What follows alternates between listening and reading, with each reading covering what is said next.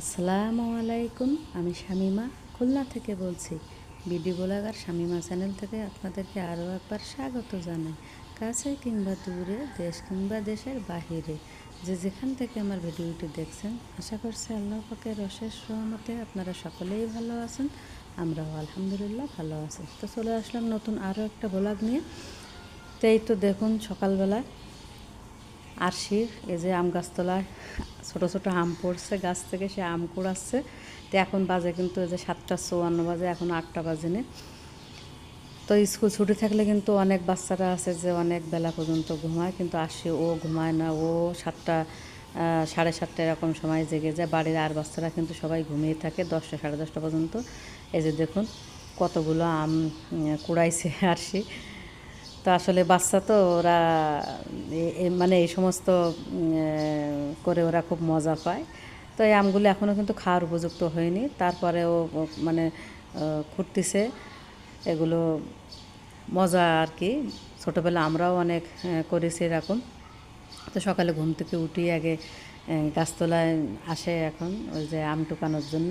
ওই যে দেখুন সব গাছতলায় যেভাবে কুড়িয়ে এনেছে। তো আমি ওকে নিষেধ করছি যে আমি ওইগুলো করে না, কারণ আমের যে কোয়াশ আছে, কোয়াশ কিন্তু হাতে লাগলে ঘা হয়।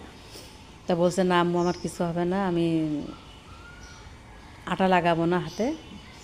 তো তাই বলে এই যে অনেকগুলো আম কুড়াচ্ছে, আর একটু বড় সাইজ দেখে খুব আনন্দ পাচ্ছে। দেখুন আমার দেখাচ্ছে, দেখো আম্মু কত বড় বড় আম। তো এই যে এই আম, এটা হচ্ছে মল্লিকা আম। তো এই আমগুলো কিন্তু অনেক বড় হয়, দেখা গেলে দুটো 1 কেজি হয় বা তিনটে 1 কেজি হয় এরকম আর কি। আর খুব বেশি বড় হলে তো মানে একটাও 1 কেজি হতে পারে।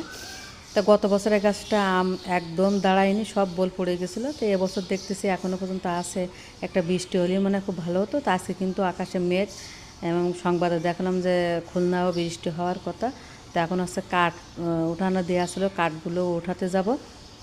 এই যে দেখছেন 8টা বাজে, কিন্তু এখন প্রায় 8টা বেজে গেছে। তারপরে চারিপাশে চারিদিকে অন্ধকার, রোদ উঠেনি এখনও। তো সকালবেলা ঘুম থেকে উঠেই মানে সেরে খেয়ে ফজরের নামাজ পড়ে একটু শুয়েছিলাম, শুয়ে উঠে আমি ইশরাকের নামাজ পড়ে তারপরে নিচে নামছি।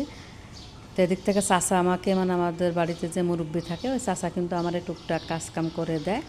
তো এই যে কাঠগুলো ফেলে দিচ্ছিলো, বলছে মা মেঘ হয়েছে, কাঠগুলো উঠাবা নাকি? তা আমি বলছি হ্যাঁ উঠাবো। তো এই তো কাঠ উঠাতে চলে আসলাম।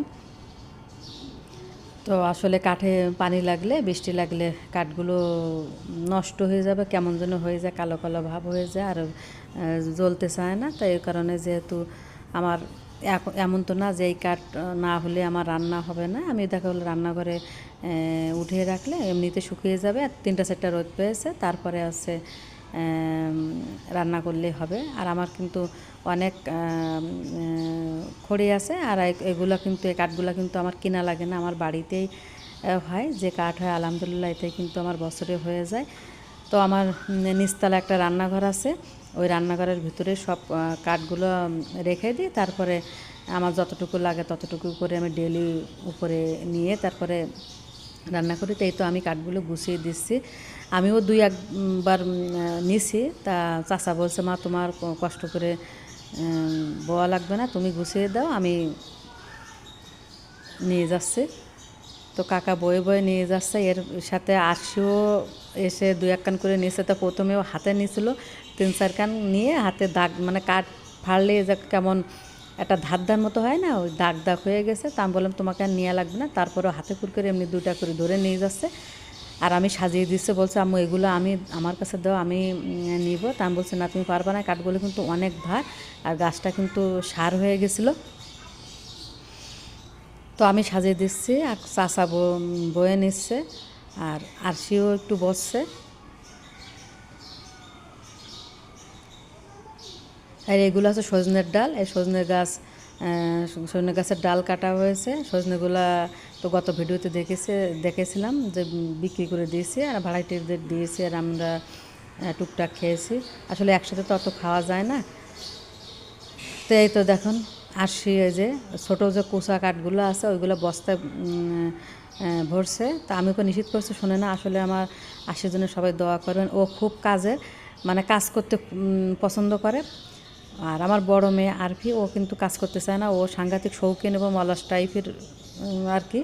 আর আরশি আছে খুব কাজের মেয়ে, ও আমার অনেক কাজ করে দেয়।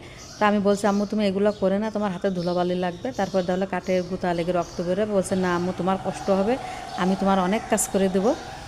তাই বলে আমার এই যে তাই আমি বলছি, তো তোমার বড় কাঠ নেওয়া লাগবে না, তুমি তাহলে ছোটো কাঠগুলা বস্তার ভিতরে ঢুকাও। তারপরে ও তাই করতেছে। তা আমি বলছি আমি একটু ধরি, তখন না আমি একা একাই পারবো, তোমার কষ্ট করা লাগবে না, তুমি দাঁড়াই থাকো দিন।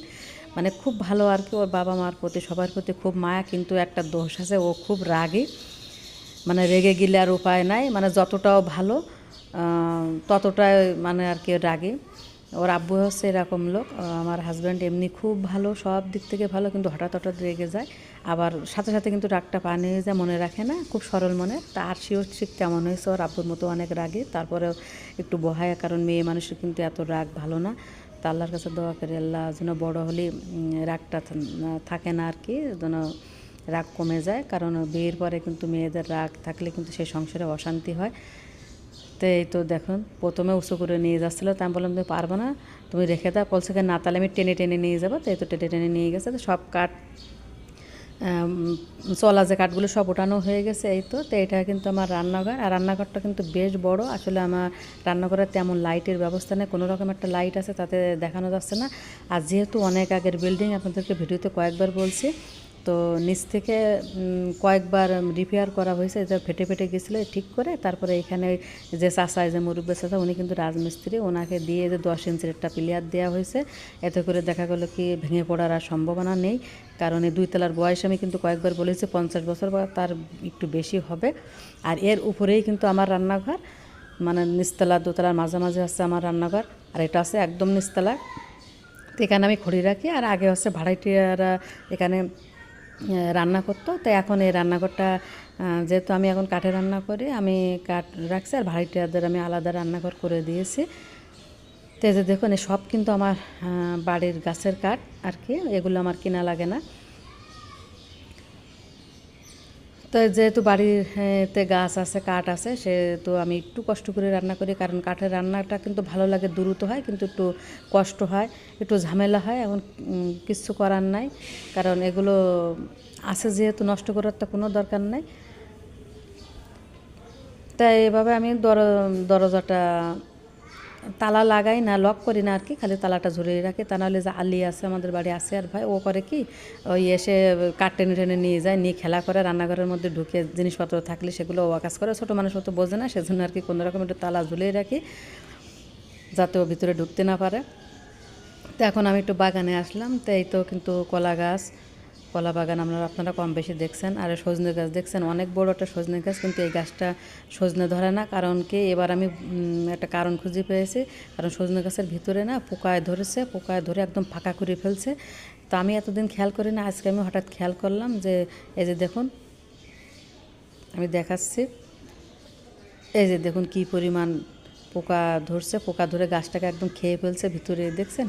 এ কারণে কিন্তু সজনে হয় না। তারপরে দেখা গেল কি, এই যে সজনের পাতা কিন্তু অনেক উপকারী, খাওয়া যায়। তারপরে দেখা গেল আমার খড়িও কিন্তু হয়, কারণ যে ডাল হয়, সজনের যে ডাল হয়, তাতে কিন্তু আমার 3 থেকে 4 মাস খালি সজনের ডালে আমার মানে কাঠ হয়ে যায়। তো সেজন্য আর কি কাটবো না, দেখা যাক কি হয়।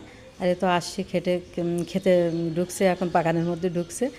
তো আমার আজকের ভিডিওটি বেশি আর বড় করব না। তা কেমন লেগেছে অবশ্যই কমেন্ট সেকশনে কমেন্ট করে জানাবেন। আর আমার ভিডিওটি ভালো লেগে থাকলে একটা লাইক দেবেন, আর খুব বেশি ভালো লেগে থাকলে আমার চ্যানেলটিকে অবশ্যই সাবস্ক্রাইব করে নেবেন। আর যারা অলরেডি সাবস্ক্রাইব করে নিয়েছেন তাদেরকে অসংখ্য ধন্যবাদ। সকলে ভালো থাকবেন। আল্লাহ হাফেজ।